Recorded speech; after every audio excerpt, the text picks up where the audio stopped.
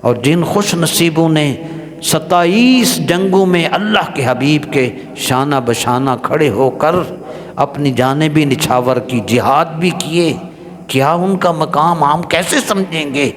شاید کوئی مسلمان اس حقیقت کو نہ سمجھ پاتا۔ حضور نے کمپیئر کر کے بتایا، تمہاری نیکیاں اور ہیں اور ان کی نیکیاں اور۔